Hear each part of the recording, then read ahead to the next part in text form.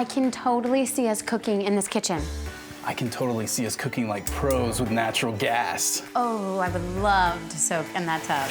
I'd love to save energy and money with a natural gas water heater.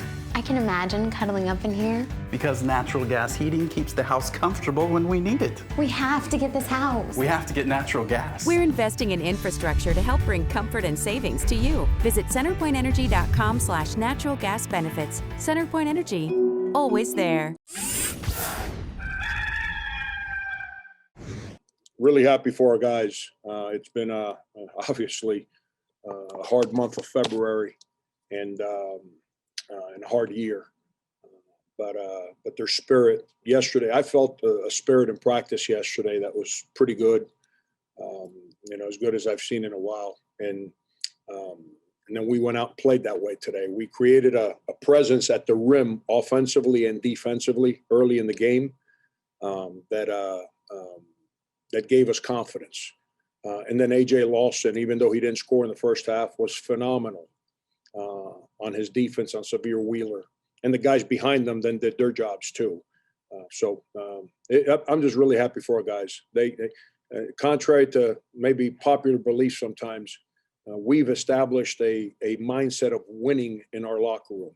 And it took a long time to build that. That wasn't there when I got here.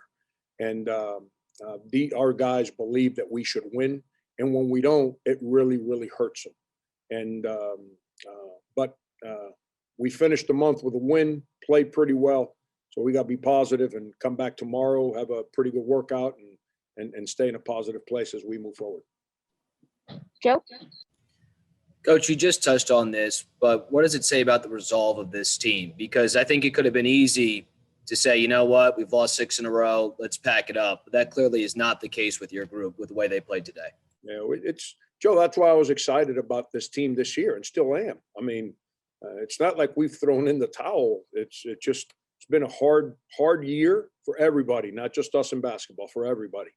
A lot of us have had personal ugliness, so it's made it hard for all of us, for our spirits to stay strong.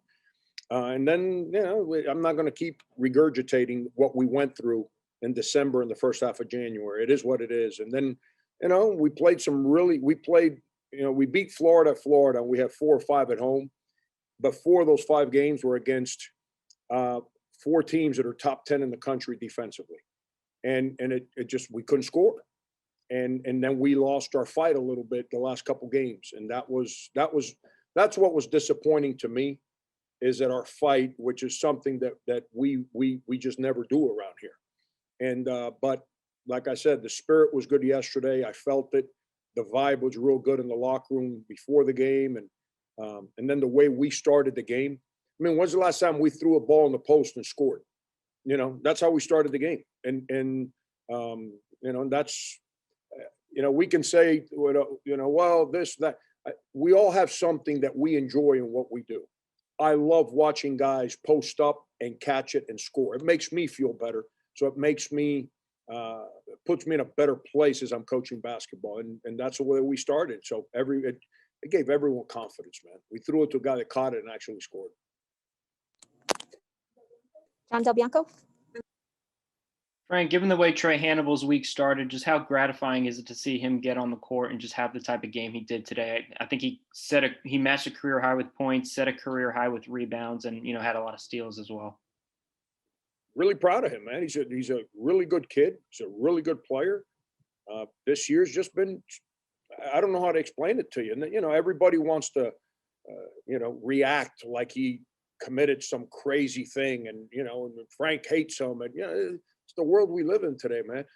Sometimes letting somebody take a deep breath and catch their breath when they're going through a difficult moment and emotionally not being in a peaceful place is what you have to do. That's all I did. He wants to win. Trey's a really good kid, and like I said, he's a really good player. And what happened is he was really good defensively today. You didn't see him coming up with a lot of steals that he went after the ball. He came up with loose balls because he was in the right place. And then offensively, in the second half, we scored at the rim, and then offensively we made jump shots. So now it opens that paint up. and now he drives, and now he's really good at driving people, and he played strong, disciplined, and aggressive. So I'm really happy for him. Michael, and then Colin.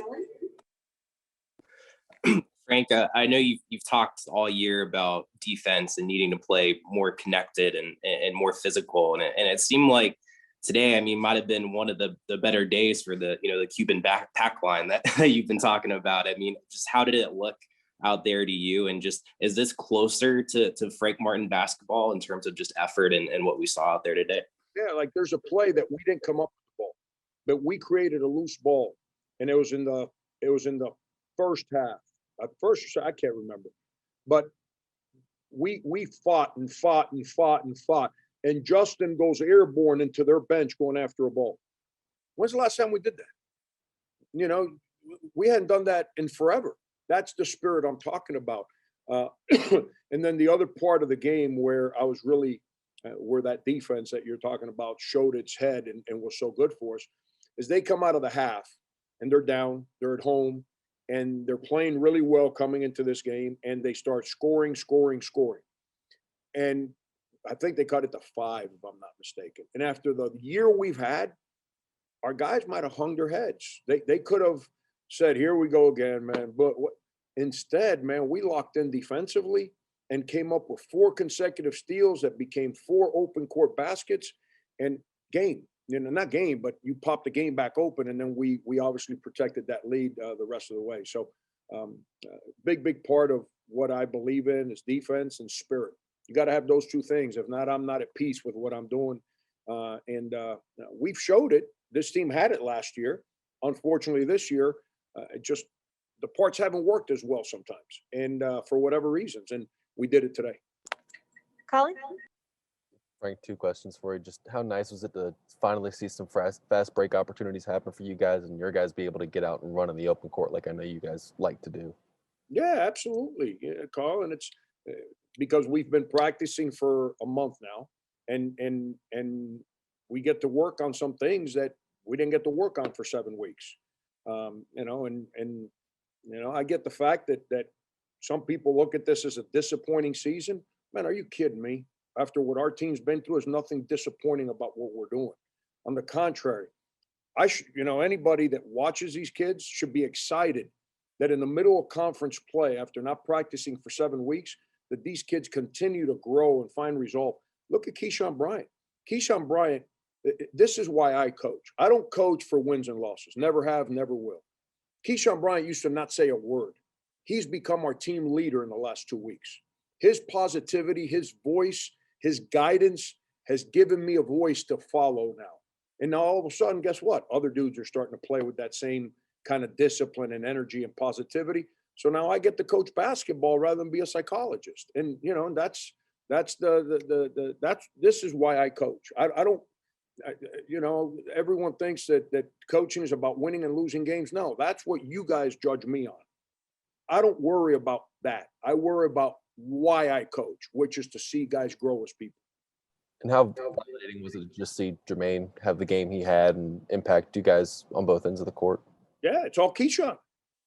I mean, Keyshawn, they're boys. Those 2 guys are together all the time. Keyshawn's positivity, but challenging Jermaine has made him, come off that injury and play better. I told you the other day, I think whoever we played last, Mississippi State, Jermaine had just practiced one day, and after not practicing for 11 days, and he didn't play well. But Keyshawn being who he is becoming, listen, it used to be all Jermaine, and nobody really helped him from that standpoint, from a voice. And now all of a sudden he's seen somebody else do it. Every once in a while, man, it's good to have a teammate that kind of puts his arm around you and says, yo, man, you can take the day today. I got you. And now, it builds that kind of energy. So I'm really happy for those guys because, they're good dudes. They frustrate me. My children frustrate me, man. It's part of life. But they're good dudes and their heart's in the right place. And they've tried to manage a really difficult year and stood up really tall today. And I'm really proud of them for that. All right, guys, a couple more. Dick? Frank, Georgia physically could not match up with you today. How satisfying is it to you to have a game today where you physically dominated and were aggressive and looked like a Frank Martin team again today? That's the one thing, again, that's bothered me the most for the last month is that we haven't played with that personality. We played whoever we played the first game, Liberty. We didn't play with that. And then we came back the next game against Tulsa and we controlled the game from that physicality. Then we went to Houston and we controlled the game with that physicality against one of the most physical teams in the country for the first 25, 27 minutes of the game. And then we kind of came apart at the seams and then we got shut down. And then we, and now, Dick, here's the other problem. That physicality is created in November and December. And we're trying to create it while preparing to play league games. So now some of the stuff that I usually do in practice, which is not barbaric or prehistoric, but some of the drills that we do and some of the things that we demand, we just spent 7 weeks without working out. So they're not in great shape. And now I'm going to practice them for 2.5, 240 and do all those taxing things. We got no chance to win. And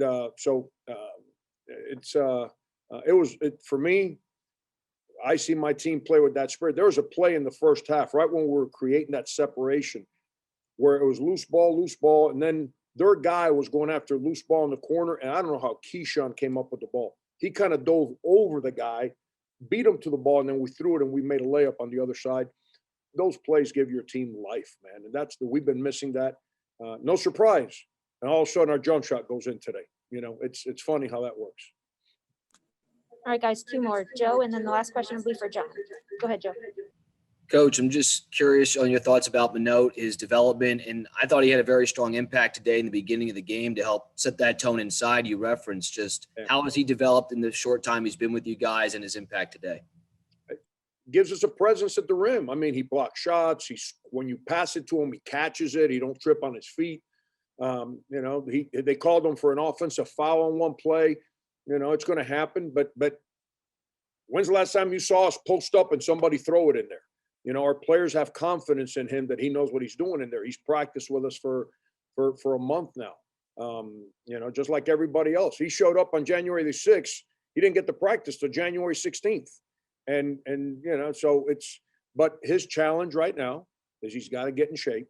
He's in better shape than he was 6 weeks ago, but he's still not like playing Georgia, which is a track team, which makes him change ends of the court, made it really hard. And then when Georgia was playing the 5 guards, not 5 guards, but PJ Horn at center, who's a 3-point shooter, we were zone, and it made it really hard. Georgia got a feel for what we were doing. It made it hard for him to cover the corner.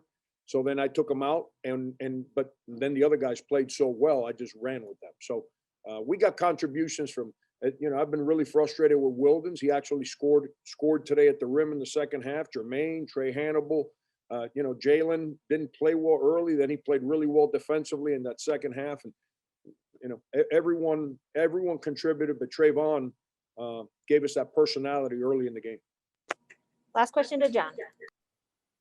Frank, given how much respect you have for this league and every team in it, what does it say to be able to beat a program like Georgia for 10 straight games, a streak that's stretched 5 years now, 5 seasons? Yeah, maybe some people in Columbia won't tell me that in 2016 we couldn't beat Georgia, because I've heard that over and over, that we lost them 3 times that year. The part that nobody ever wants to say is that 3 losses. Michael Carrera tore his groin in the first half of the home game, and then he didn't play in the conference tournament, and he was our all-league player. He was our best player. We didn't get it done that year. But I'm not going to sit here and brag about beating somebody 10 times, because it's hard to beat somebody 1 time. And, we're just fortunate, man. We're fortunate, but, our approach has always been 1 day at a time, 1 day at a time. And listen, I'm going to throw another football analogy at you guys, all right? I grew up across the street from the Orange Bowl, watching the Dolphins. In the 70s, the Dolphins never lost to the Patriots, never lost to the Jets, never lost to the Bills. All right. The next time the Dolphins beat those teams in 1 year will be the first in like 20 years. So this thing can flip on you any second. Thanks, Frank. Thanks, everybody.